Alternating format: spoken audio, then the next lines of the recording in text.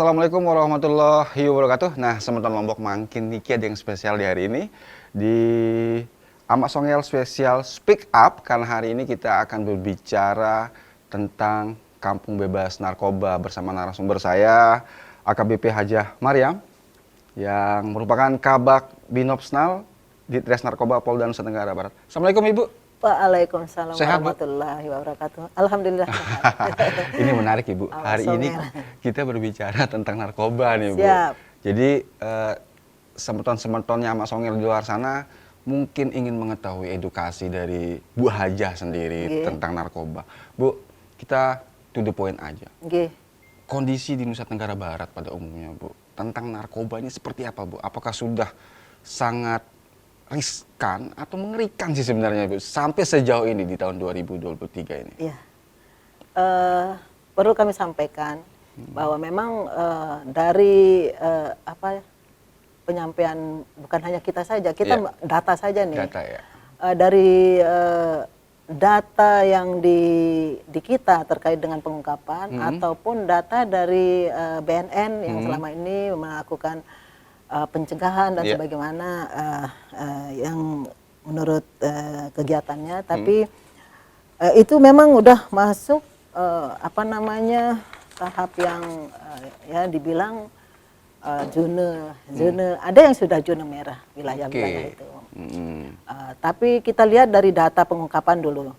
Data pengungkapan kita mungkin untuk tahun 2022. Nah, kita dapat melihat di sini bahwa jumlah kasus secara keseluruhan baik Polda maupun dari Polres itu kita bisa melihat di sini yang untuk narkotika saja itu 558 kasus. Di tahun 2023? 2022. 2022.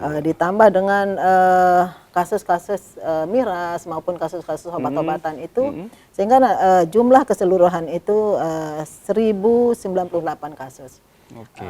Tidak hanya narkotika saja ya, bahan obat-obatan juga itu akan mengarah ke sana ya, untuk kecanduannya. Jadi ini dapat kita lihat, kemudian kita bisa melihat barang bukti. Barang bukti berupa apa saja sih yang di narkoba yang kita pernah ungkap gitu ya, yang khususnya di NTB lah Bu. di NTB nih sebesar apa sih sebenarnya sehingga akan mengarah ke ini hanya sebagian kecil saja sebenarnya ya. Kalau yang bisa kita ungkap kalau dilihat dari perkembangan kecanduan narkoba di NTB. Jadi kita bisa melihat di sini yang untuk tahun 2022 itu jenis sabu 11.990,299 gram. Gram berarti kalau di kilo kan jadi 11 kilo. 11 kilo. Itu yang sudah terungkap? Itu yang sudah terungkap yang tahun 2022. Kemudian ada ganjanya juga. Ganjanya sekitar 6.880,19 gram. Ada juga ekstasi. Ekstasi untuk tahun 2022 itu 265 butir. Kemudian putau, kemudian ada obat-obatan juga. Di sini sudah kita lihat berapa butir, 6.525 untuk obat-obatan, kemudian putaunya 16,80 gram. Jadi itu semua pengungkapan kita yang selama tahun 2022 Polda NTB dan Jajaran. Oke. Bu Hajah, ini kan menarik sekali, tadi sudah disebutkan ada ganja, ada sabu-sabu, ada putau. Selain 3 item itu Ibu, adakah obat-obat terlarang yang beredar di NTB Bu? Kan sekarang mungkin banyak jenis-jenis baru, kita bahasa gaulnya varian baru. Pernah ada menemukan indikasi itu beredar di NTB? Sementara yang tahun kemarin belum ada. Tahun 2023 pun belum kita menemukan. Tapi kan isu yang berkembang di masyarakat, di media sosial, katanya ada jenis narkotika yang, mohon maaf, kertas yang ditempel di lidah. Itu benar? Atau hanya hoax atau seperti apa sebenarnya? Kami juga belum pernah menemukan ya. Jadi sementara memang informasinya seperti itu, tapi dalam pengungkapan kita belum kita dapat seperti itu. Oke, kalau kita berbicara terkait kasus, Bu. Kasus terbesar yang pernah diungkap oleh Ditres Narkoba NTB sejauh ini, baik di tahun 2022 mungkin 2023 apa, Bu? Kasus pada tahun 2022 yang terjadi di mana ya? Ntar dulu. Itu jenisnya sabu-sabu? Sabu. Sabu-sabu, Bu. Sabu. Yang terakhir, yang 2023 sekitar bulan April ya. April itu di Sayang-Sayang kalau tidak salah. Oke. Itu 1,8 kalau tidak salah. Dia 1,4 apa 1,8. dia memiliki, mengedarkan itu seperti apa, Bu, sebenarnya? Atau mungkin kurir atau bandar besar mungkin?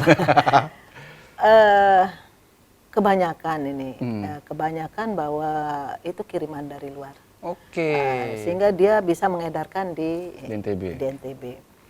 Jadi dalam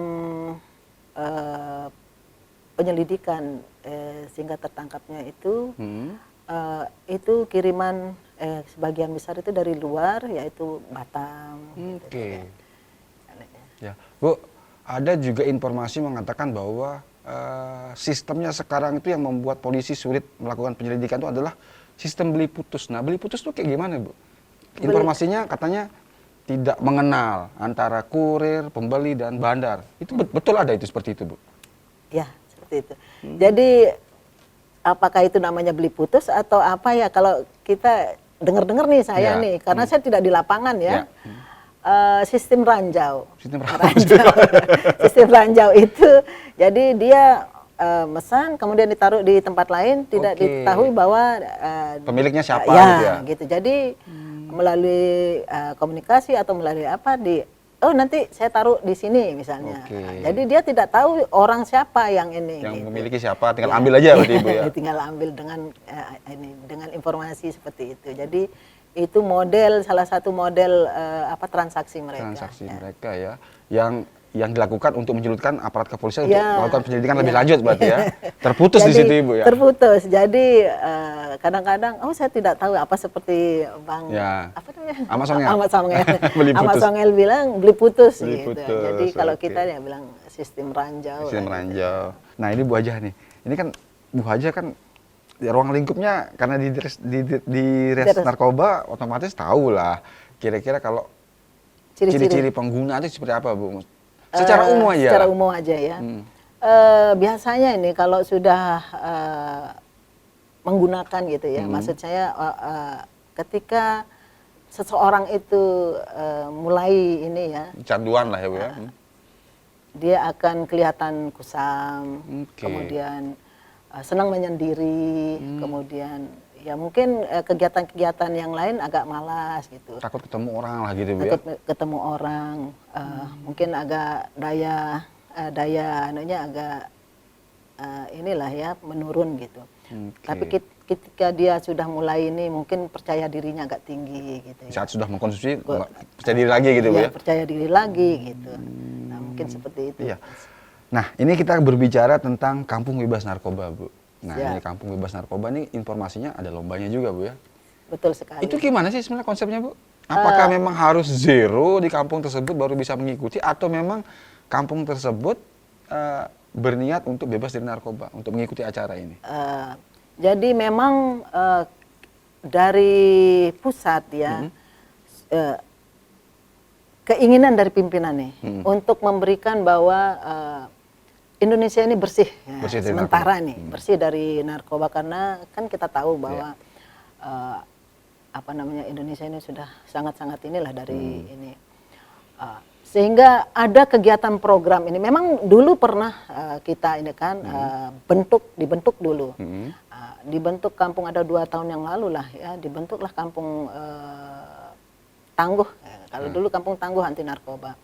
Tapi seiring jalannya waktu, mungkin kegiatan keaktifannya mungkin kurang ini, sehingga saat ini betul-betul kita maksimalkan, dari Polri memaksimalkan bahwa betul-betul kegiatan ini merupakan kegiatan yang harus dilaksanakan. Maksudnya ketika ini kita bangun kampung ini sehingga nanti akan berdampak pada yang lain. Maksudnya kampung-kampung yang lain juga akan seperti itu. Jadi dari mulai programnya dibuatlah program unggulan oleh ada program presisi, Quick Win presisi untuk Polri. Tapi untuk narkoba inilah yang diaktifkan sehingga nanti akan terbentuk kampung yang betul-betul bebas dari narkoba. Mungkin kita bisa melihat bahwa kriteria dari kampung yang akan kita ini memang dari pimpinan menunjuk kampung yang akan kita ini selain dari kampung bebas dari narkoba juga dibentuknya itu juga nanti akan dilombakan sehingga bagaimana sih kriteria dari kampung itu sehingga nanti akan betul-betul bebas dari narkoba. Jadi kampung itu nanti akan selaras atau sinergitas dengan instansi terkait karena di BNN juga ada kampung bersinar. Kampung bersinar betul. Ada kampung bersinar nanti mereka sinergi. Apakah nanti BNN punya program pencegahan istilahnya, kemudian kita nanti ada program pemberantasan, maksudnya pengungkapan. Gitu. Jadi sehingga nanti kolaborasi itu akan terbentuk dari kegiatan itu. Tidak hanya sendiri kita saja, jadi semua instansi, semua stakeholder yang ada di kampung itu akan bersama-sama untuk melakukan itu. Kalau sosialisasinya Bu ke kampung-kampung atau desa-desa sudah sejauh ini bahwa ada informasi tentang lomba kampung bebas narkoba ini? Sudah kita lakukan. Jadi mulai mulai 1 Agustus ketika program Quick Win presisi itu dilaksanakan. Di situ pun sudah ada program yang harus kita laksanakan seperti tadi kampung terbentuknya kampung bebas dari narkoba. Sehingga apa yang menjadi unggulan dari Dit Narkoba terkait dengan pemberantasan, pencegahan dan sebagainya itu nanti akan terlihat di kampung yang kita bentuk itu. Oke, Bu Haja ditahan dulu. Nanti di segmen selanjutnya kita akan membahas lagi tentang kampung bebas narkoba tetap di Amak Songel spesial Speak Up. Siap.